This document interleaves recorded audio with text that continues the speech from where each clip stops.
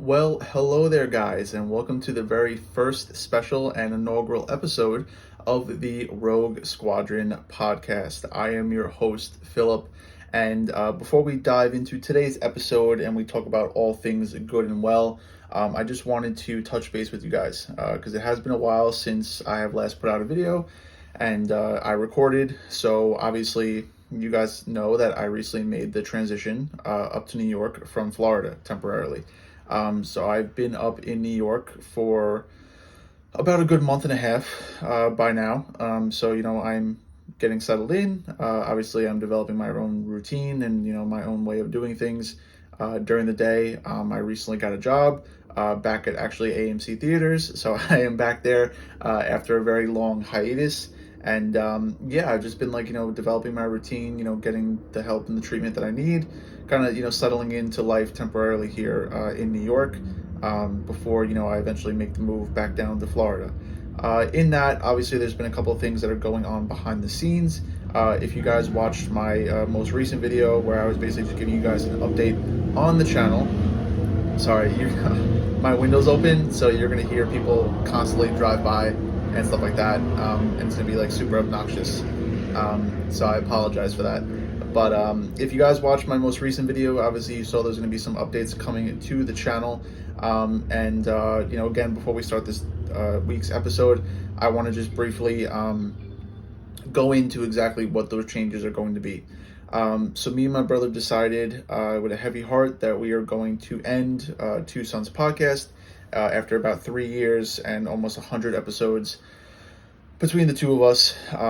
Obviously, a couple decisions, went into that factor, but mostly it was just, unfortunately, we just could not stick very consistently with one another. Our schedules didn't really line up. We were both super busy doing our own things, and at the end of the day, I was the only one that was putting out episodes. So unfortunately, Two Sons podcast is going to come to an end. But in the light of Two Sons podcast, I am officially going to be taking over the podcast, and I have rebranded it to Rogue Squadron. So this is going to be my podcast and my channel for now on until the foreseeable future. So obviously I will plug all the new social medias and stuff at the very end of the episode. But we decided, instead of deleting the channel and the podcast altogether, that I am simply just going to take up the torch, and I'm going to rebrand it so I could put out more episodes for you guys. Because at the end of the day, I love doing this podcast. I love talking to you guys. I like talking about what I'm passionate about and everything, and helps me build confidence when it comes to public speaking and just being a little bit more social.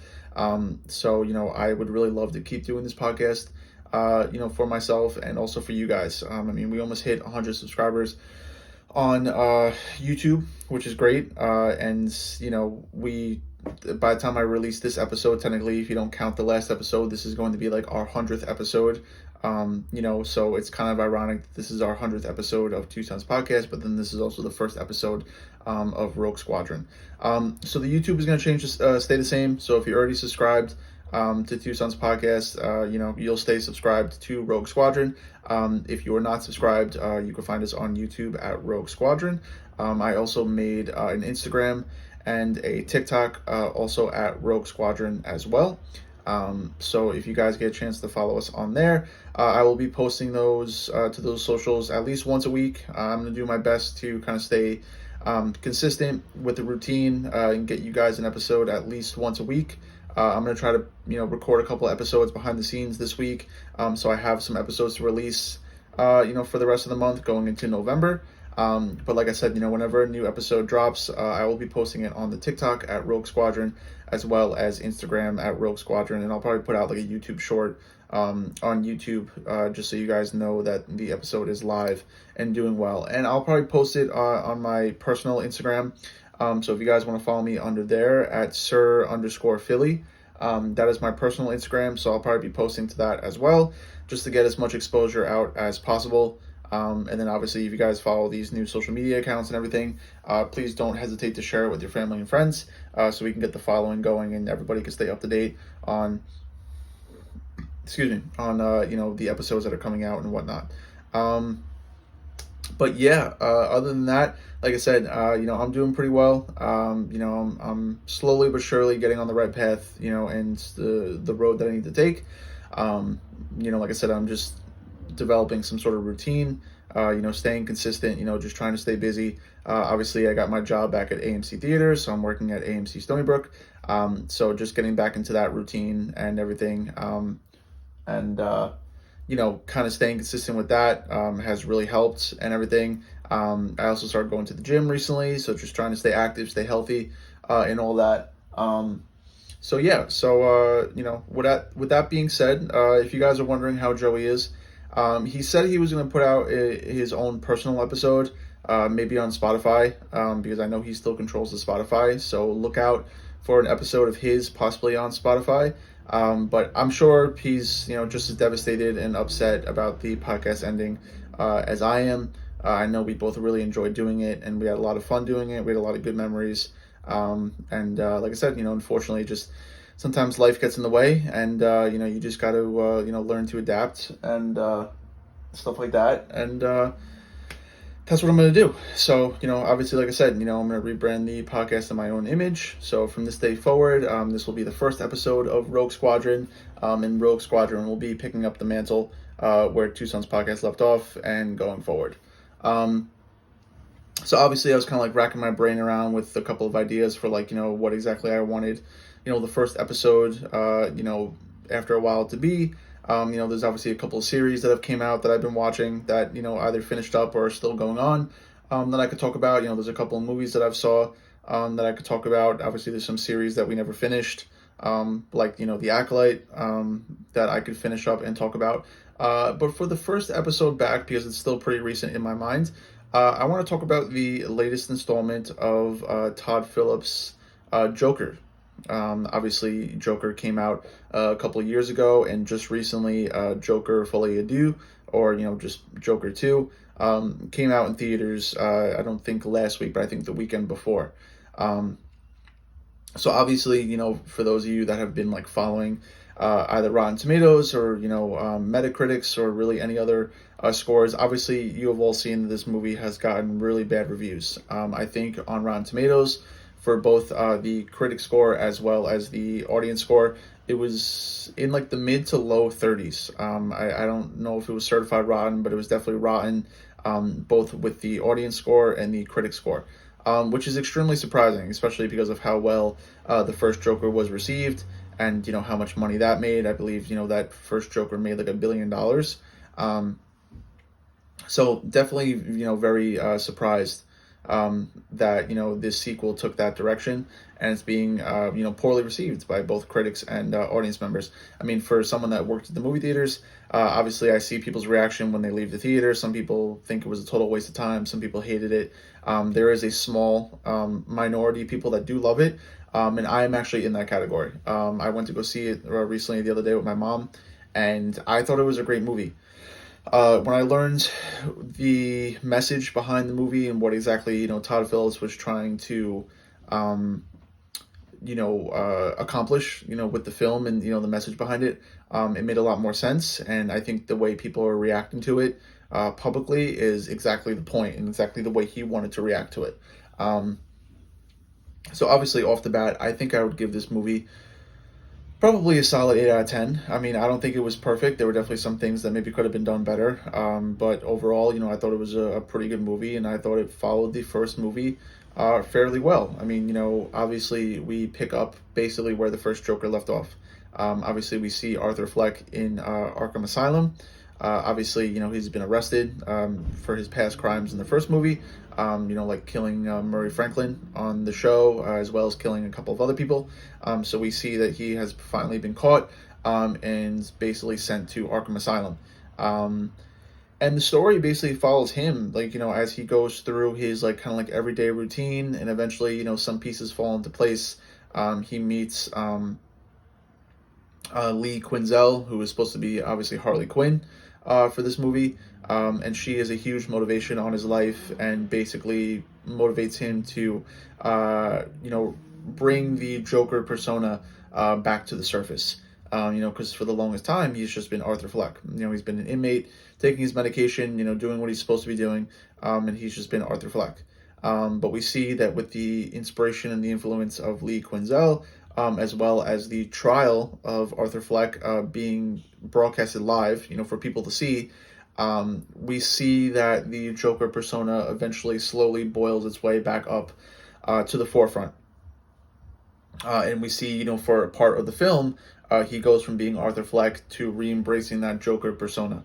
But unlike the first film, we see a little bit of a different shift in Arthur. And we see him, slowly grasp with the idea of the Joker itself. And, we see that the persona takes on more of a life of its own, and since the first movie, it has basically outgrown the sphere of Arthur Fleck, and it has impacted the citizens of Gotham. There was a short movie that was made about Arthur Fleck and the Joker from the first movie. Like in this movie, the idea of the Joker has obviously inspired thousands of hundreds of people across Gotham. We see that in the court scenes where there is a huge crowd of people outside the court, rooting for Arthur Fleck and the Joker, as well as inside the courtroom, and then especially with Harley Quinn, basically just pushing the narrative, all those combinations. Arthur basically kind of rides the high to his stardom and his fame when he becomes the Joker. But again, we see a couple things in this film that don't make him as sure as he was in the first film when it came to embracing the Joker and that persona. And we see that it leads to its eventual downfall, and he sheds the Joker persona. He doesn't want to have to do anything with it anymore. He says, in the courtroom that there is no Joker, and he goes back to being Arthur Fleck. And then we see, obviously, towards the end of the movie that that has some repercussions for him. And, obviously this whole episode is going to be spoilers. But at the end of the movie, we see that Arthur Fleck is killed by another inmate in prison. And it seems like that prisoner is going to be taking up the mantle of Joker himself. So I'm not going to sit here and talk about the whole movie. Those of you that are familiar with the channel, at least when I do my reviews, I like to just talk about what I liked and then what I disliked, and go from there. Obviously, I recommend, people to definitely go see this movie. Regardless of what you see online, I don't think you're going to be wasting this time. As I sit here and I kind of explain, the whole point behind the movie and the whole premise and what the director Todd Phillips was trying to achieve, maybe it will persuade your opinion to go see it even more. I think people that suffer from mental health or mental illness will definitely resonate with this movie a little bit. And I think they'll see some similarities maybe in their own life to what Arthur Fleck went through. But with that being said, I'm going to get into, I think, what I disliked first, because honestly, there wasn't really too much that I disliked. So I think as a start, I'm just going to go into what I disliked. So honestly, at the end of the day, the only thing that I did not like about this film is the transition from the Joker back to Arthur Fleck. We see that the idea of the Joker, or maybe the persona of the Joker, definitely takes a shift towards the end of the trial of Arthur Fleck. We see that one of the last defendants that is called to the stand is a guy by the name of Gary Puddles. And for those of you that remember, Puddles was one of the clowns that worked with Arthur in the very first movie. We see that there is a little bit of a shift in the Joker persona, as he is basically talking to Puddles and asking him questions. Puddles basically exclaims that Arthur was the only one that was ever nice to him and didn't make fun of him, and treated him with kindness. And we see that Arthur kind of takes a pause when he hears that, and then he tries to deflect real quick by telling the judge that he doesn't have any questions. So we see that the testimony from Gary Puddles maybe tugged on a heartstring behind all the face paint and the Joker persona, probably tugged on a heartstring of Arthur's. I think that, coupled with after the courtroom scenes, we see that Arthur is obviously brought back to Arkham. Now we see that he is severely abused. According to what I've heard from people, The scene where the prison guards are basically dragging him back to the showers, then eventually his cell, it is very heavily implied that they sexually assaulted or they raped Arthur. They don't show it in the film. They show him being stripped down, they show him being physically abused, but they never show him being sexually abused. Some people say that he was raped and he was abused. Other people don't. But at the end of the day, he was abused in one way or another. So I think when you take the testimony of Gary Puddles and then you take, the physical and, sexual abuse by the prison guards, as well as one of the prison guards actually strangling one of the inmates and, having basically Arthur just listen to this other inmate basically being choked to death. These, three events, I think they would be maybe enough to have him kind of question himself or maybe rethink the whole idea of the Joker. But honestly, I just think it's done way too quick. I don't really understand what makes him go from the Joker back to Arthur Fleck. I've been throwing some theories around in my own head. Part of me maybe wants to believe that, as the Joker, maybe he thought he was untouchable. He was like high and mighty and he had all this like prowess. And we see that he is very quickly belittled back down to like a nobody. Like I said, being abused, by the prison guards. We see that he maybe is not as powerful or influential as he thinks he is. All this would have been fine and dandy if maybe this would have happened like throughout the film, and like we saw these like specific events, these isolated events slowly lead to him deciding to shed the Joker persona and just be Arthur Fleck. That would have made a little bit more sense. But because they did all this basically in like the span of like 10-15 minutes, it makes his rise from Arthur Fleck to the Joker back down to Arthur Fleck very rushed and very sudden. I don't have any problem with him going from the Joker to Arthur Fleck, but I think they could have done a little bit better of a job, like either spacing it out or maybe just giving it more time to really have that character arc. Because there is a character arc in the film for Arthur, but I think we kind of go from here and then he kind of goes up and then this is like where the Joker is and all of a sudden it's like it goes right down. It's not like a gradual decrease. It's more just like once he reaches the top, he just goes straight down.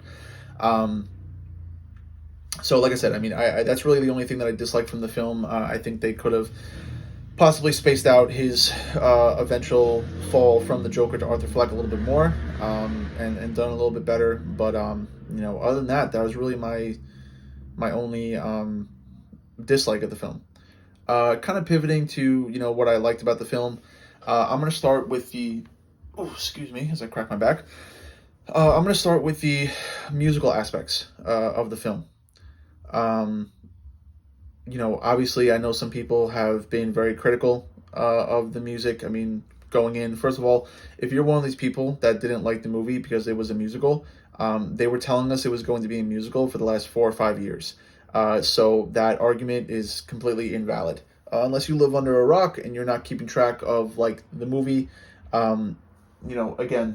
This is it was going to be a musical either way. So that complaint, when I hear leaving the theaters or just like online, like just bugs the hell out of me because again, they've told us it was going to be a musical for the longest time.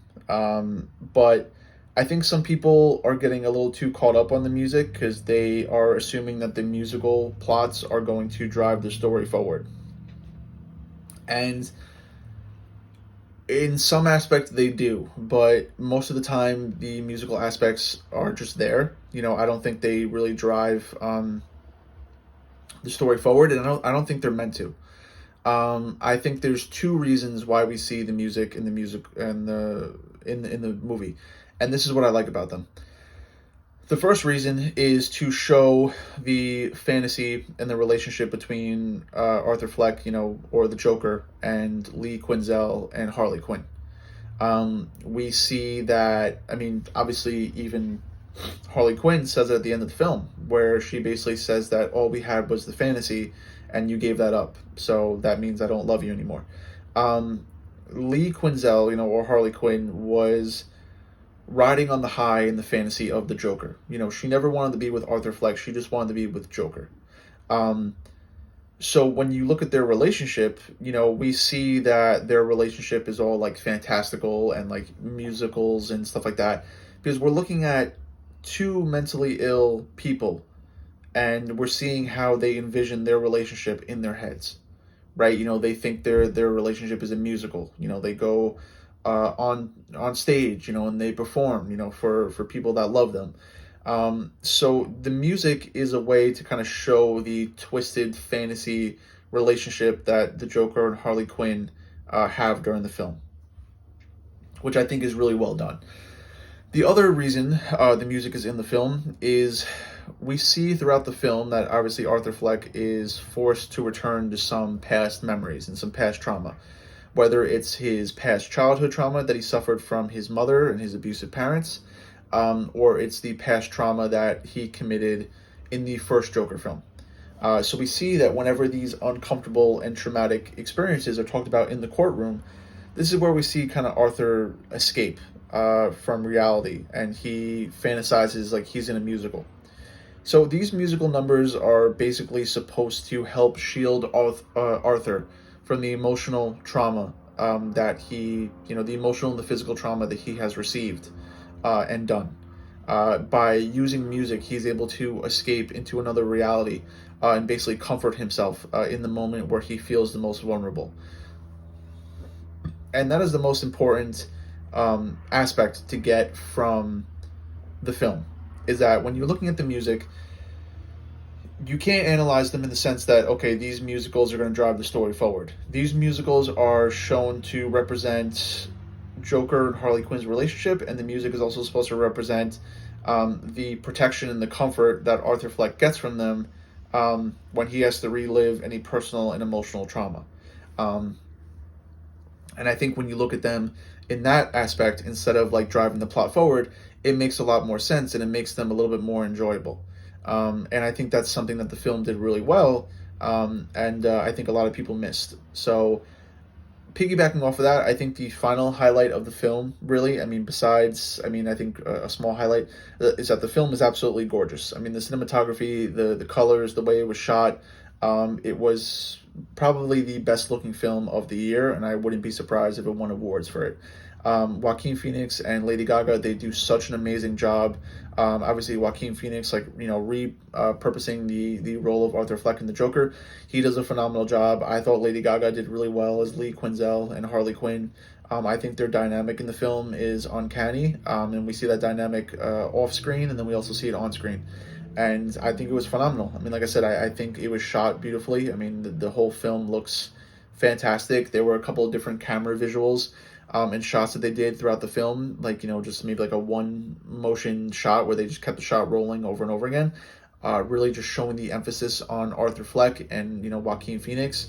It was done brilliantly. And like I said, I wouldn't be surprised if it won awards for it. But at the end of the day, the one thing that I loved about this film was the message behind it.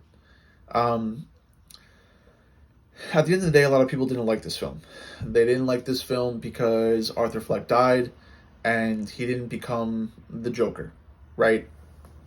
Everybody thought he was going to become the Prince Clown, the Clown Prince of Crime, and he was going to officially step into the Joker persona. And when he didn't, a lot of people were upset. A lot of people need to realize that adaptations can be made from comic book characters, and they don't have to be 100% accurate to the comics. I think going in, Todd Phillips, was not trying to take these characters and make them like the comic books. He had his own message going in, and I think he portrayed it beautifully in this movie. At the end of the day, Todd Phillips wanted to portray the idea that at the end of the day, nobody ever cared about Arthur Fleck. Nobody cared about his emotional and his physical well-being. Nobody wanted to see him get the help or the support that he needed. Nobody cared who he was. The only time that people cared was when he put on the face paint and he put on the suit and he dyed his hair green and he became the Joker. That's when, the cult following, across the citizens of Gotham started to come about. That's when he started to gain fame on TV and, and media. That's when someone like Lee Quinzel or Harley Quinn became like obsessed and started following him, when he became the Joker. Now, this could be translated into the real world as well. A lot of people probably didn't care about Arthur Fleck. Some people are like, oh, well, if the movie was just going to be about Arthur Fleck, why don't you just name the movie Arthur Fleck? It's like, yeah, okay, well, if we use your logic, would you go see a movie that was called Arthur Fleck? You probably wouldn't, right? So I have no problem with the film being called Joker Folie, right? I forgot what it means in French, but it obviously ties in very pivotal to the movie. At the end of the day, in real life, people never cared about Arthur Fleck. They never cared about Joaquin Phoenix's character, behind the paint and the suit and all that. They only wanted him to be Joker, and they wanted to see him succeed as Joker. And when people in the theaters didn't get the ending that they wanted, they thought it was the worst movie, that came out this year. And that's the point. The point that that Todd Phillips was trying to make in the film is that nobody ever cared about Arthur, whether it was in the movie or in real life. And he's trying to convey how sometimes people with mental health and mental illness are, ignored, and they're not given the correct treatment and the correct attention that they deserve. Sometimes they're put up on a pedestal, when they don't want to be put up on a pedestal, to be used as some sort of example, or something like that. And that's the whole point. The whole point of the film is to kind of spread awareness for like mental health and mental illness, and by the audience reacting the way it did to the film, he's proving everybody's point, that everybody, that we as an audience never cared about Arthur Fleck. We only cared about him being the Joker. And that could say a lot about people. That could say a lot about how everyday people view each other. I think in some respects people do see each other in a certain light. In the case of this film, like I said, we're all sitting there watching, being like, oh, is he, him and Harley Quinn, they would become like the dynamic duo, they're going to become unstoppable. And then, when they're not, that's when it upsets people. So I think at the end of the day, I think that's what I loved about the film most, is that it had a deeper message than people realized.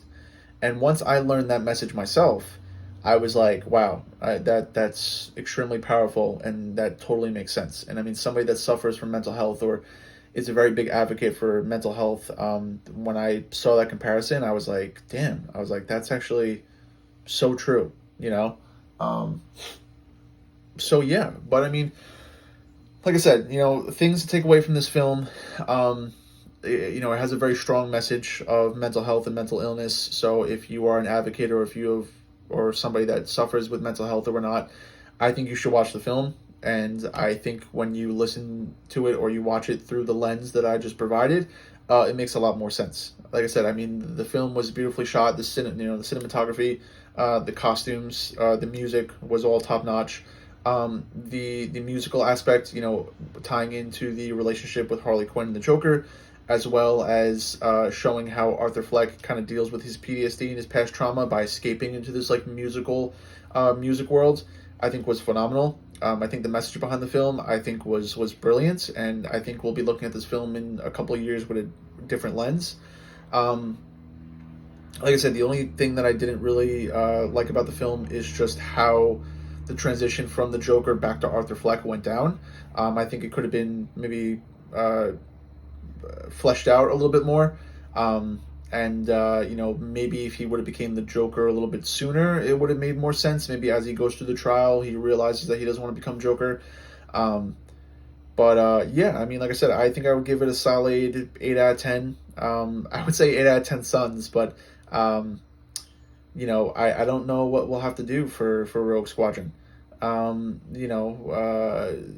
Maybe 8 out of 10 X-Wings, or 8 out of 10 stars or something, or maybe we'll just keep suns. Why not? We'll keep some of the lineage alive. So I would give it a solid 8 out of 10 suns. I would go highly recommend seeing it. I think seeing it in like IMAX or Dolby and really getting more of that musical experience is definitely the way to go. But yeah, otherwise, that is going to do it for today's episode. So like I said, if we're celebrating Two Sons Podcast still, this is going to be the official 100th episode of Two Sons Podcast. So for those of you that have been with Two Sons Podcast from day one, we really appreciate all your love and support, whether you gave it on YouTube or Spotify. At the end of the day, it really means a lot to me and my brother. We really couldn't do any of this without you guys, and it's amazing to see how far we came and how many people really listen to us. There is hope in the future that Two Sons Podcast will return. Both me and my brother left it open-ended, so anything could happen. But there are no promises. So in the meantime, like I said, I'm going to take the podcast over and rebrand it into the Rogue Squadron. So hopefully you guys will come and join the squadron. We could talk about all things pop cult and everything that we used to talk about on Two Sons Podcast. So hopefully you guys will give this transitional period a little bit of love and support and just a little bit of patience as I get some more videos out for you guys and I get myself in a rhythm and a routine. But other than that, thank you guys for coming out to another wonderful episode of the former Two Sons Podcast and the newest podcast of Rogue Squadron. So I really hope you guys enjoyed this discussion. Leave some comments down below. What do you think about the transition? What did you think about Joker Folie Do if you saw it? Leave some suggestions down in the comments about maybe other movies that you want to cover. I figured because it's October, maybe I'll kind of do some coverage on some horror movies, some Halloween movies. I just watched like the 2 Terrifier films yesterday, so I can go see the third one. So maybe I'll do a short little series on that and whatnot. But yeah, again, thank you guys for coming out to another episode of Rogue Squadron. If you're wondering where you can find us, obviously we are on YouTube at Rogue Squadron. We are also on Instagram and TikTok at the Rogue Squadron. So like I said, I will be posting there when the episodes come out. So I am recording this on Sunday. So this episode is going to come out tomorrow, Monday. So when you guys are listening to this, it will be Monday. So hi, hopefully you're enjoying your Monday. And I thought, I released an episode for you guys so you could have one to listen to for during the week. So like I said, in the meantime, I will do my best to try to put together a couple of episodes. They might be like 30 minutes long like this one. They might be like maybe 10, 15 minutes if I'm like going over a trailer or maybe just reacting to something. So just be on the lookout for a couple more episodes, for in the weeks to come. And with that being said, I hope you guys have a great day. You have a great morning, afternoon, and evening. Please be safe. Bundle up because it's getting colder outside. So enjoy the rest of Halloween. Enjoy October. Enjoy spooky season. And I will see you all in the next episode. Goodbye for now.